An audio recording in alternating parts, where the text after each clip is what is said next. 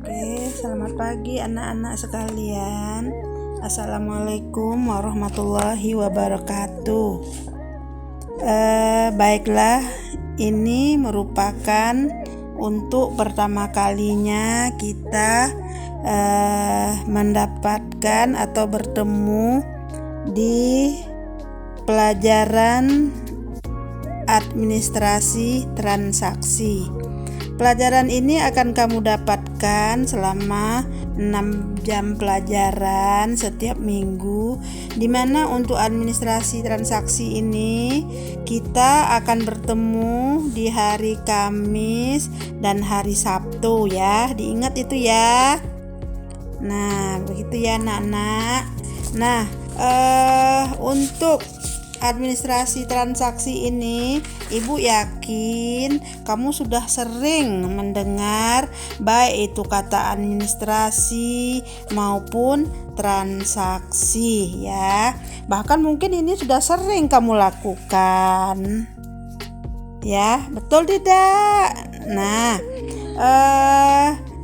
sebelum Ibu masuk lebih jauh, Ibu akan utarakan beberapa hal pada kesempatan ini, di mana untuk hari ini kita akan membahas beberapa topik.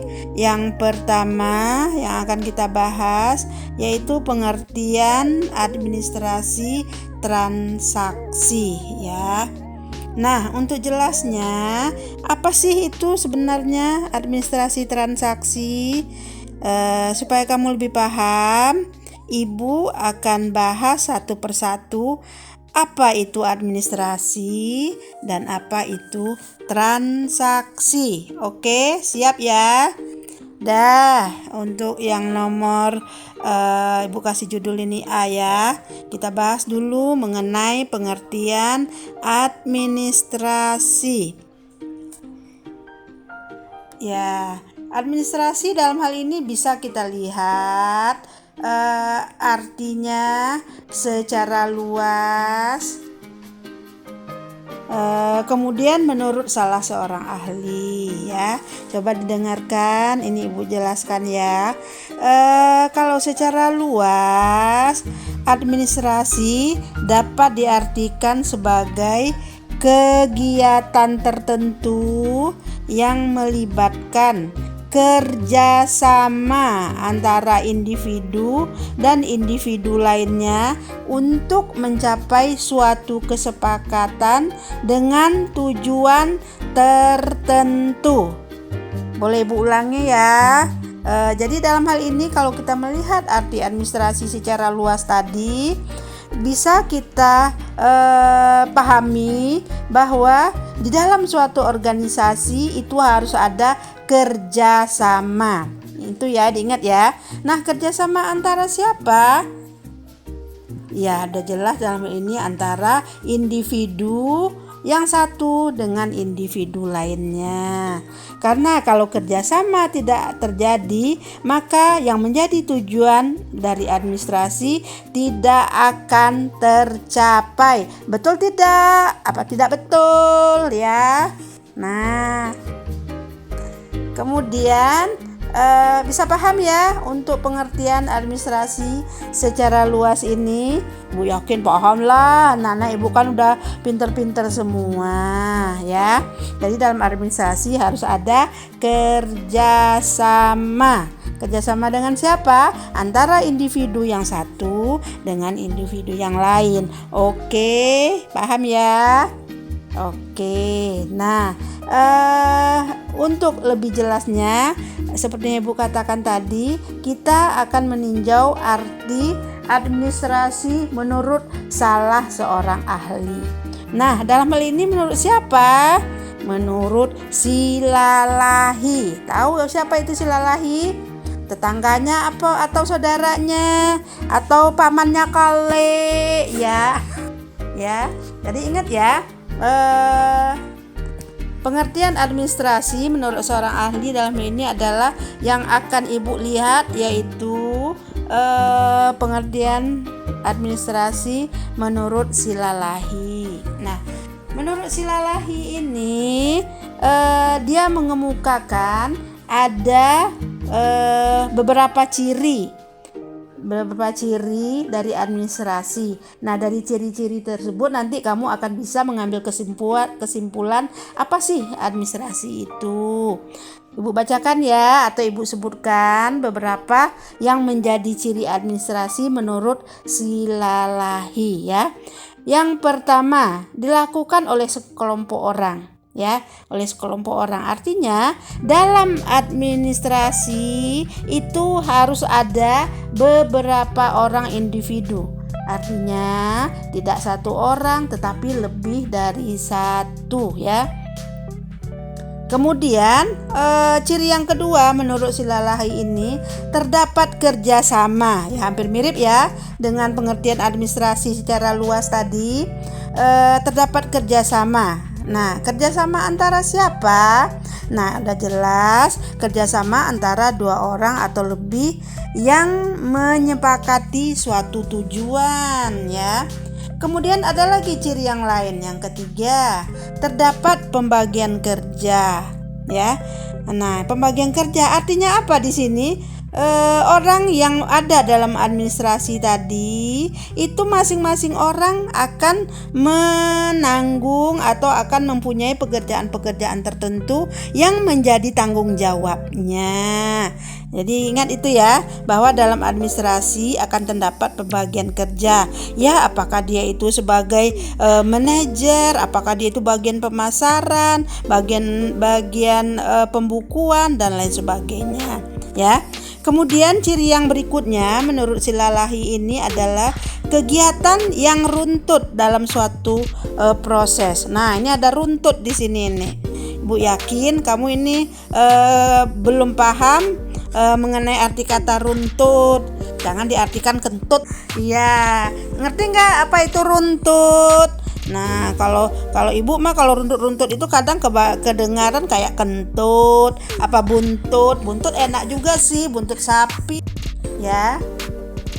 Ya, jadi runtut, tahu nggak apa arti kata runtut ya? Runtut itu artinya berurutan ya nak ya.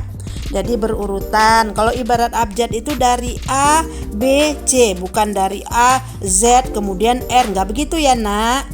Jadi runtut di sini artinya berurutan dari suatu proses ya. Artinya berurutan bagaimana?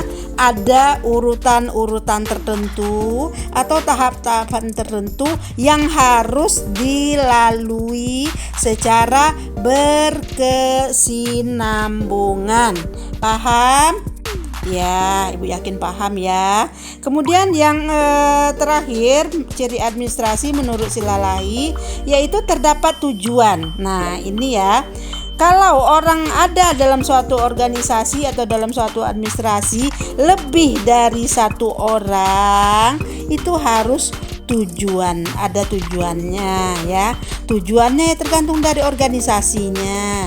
Kalau organisasi tersebut yang sifatnya mencari laba ataupun berjualan ataupun berdagang, otomatis tujuannya tentu akan mencari keuntungan atau laba. Ya, itu ya nak ya.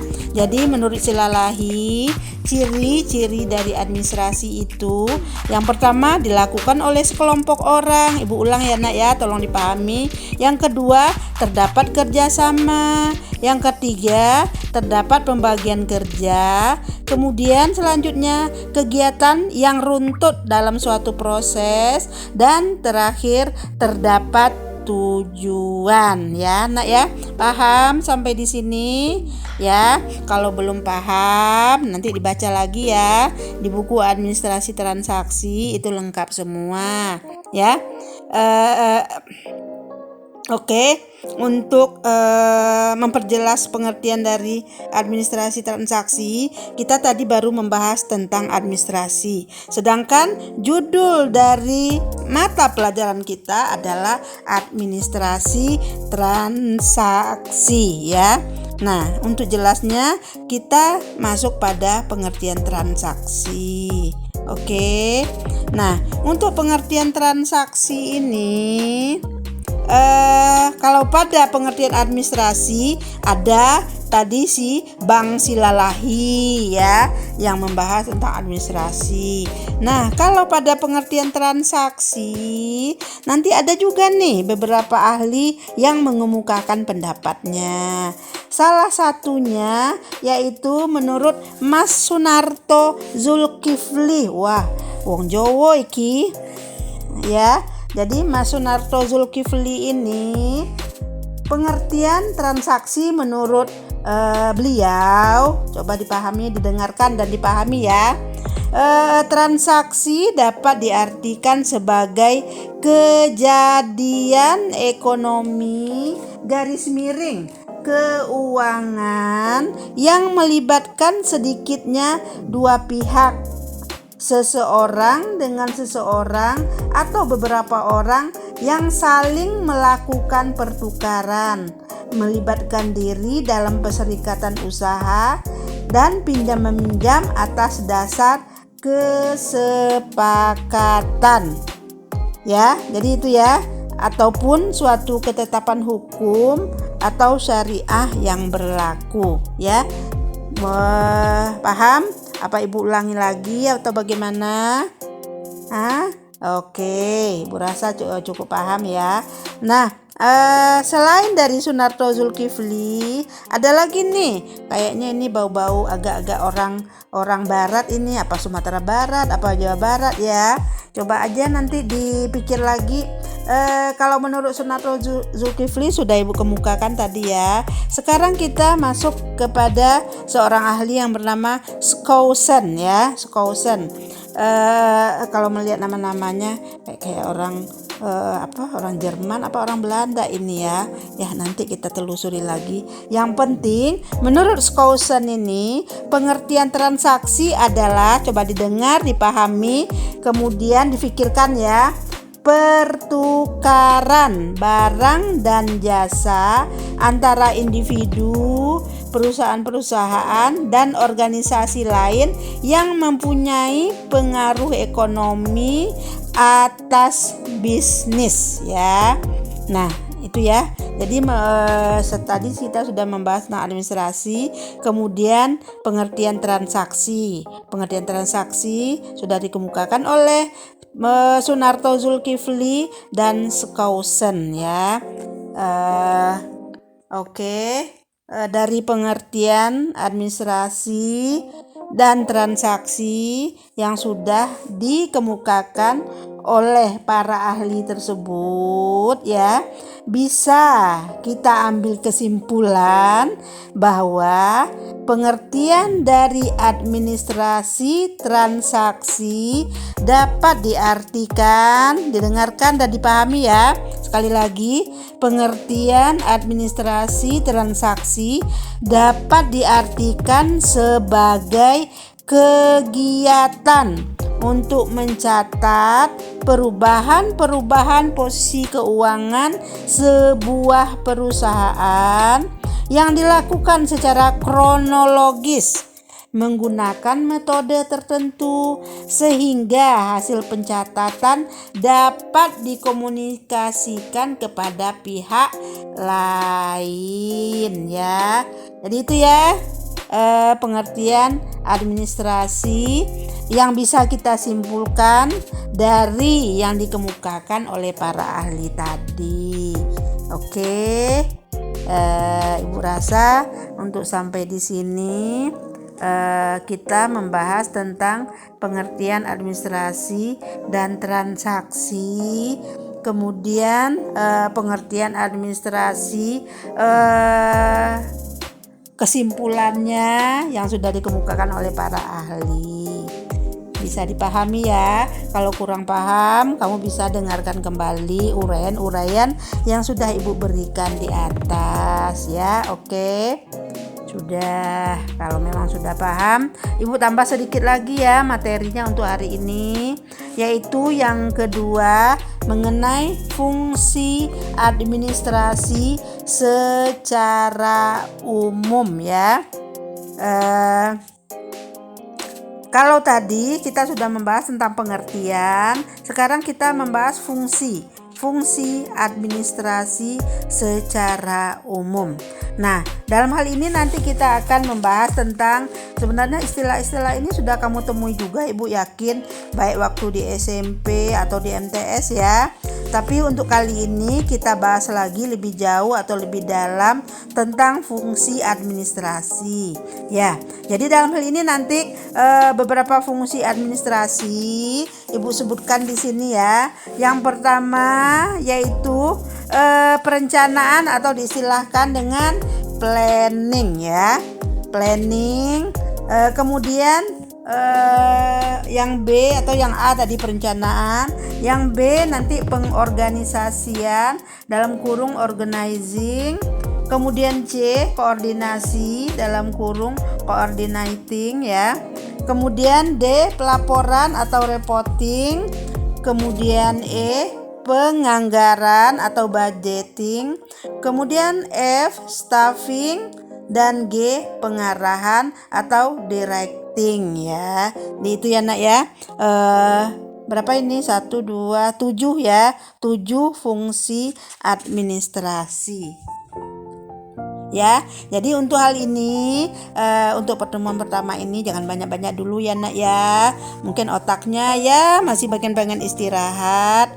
Jadi untuk arti apa sih perencanaan, apa sih itu pengorganisasian, koordinasi dan seterusnya akan kita bahas pada pertemuan berikutnya. Oke. Nah, untuk pertemuan kali ini Ibu cukupkan ya nak ya. Ibu akhiri dengan Assalamualaikum warahmatullahi wabarakatuh.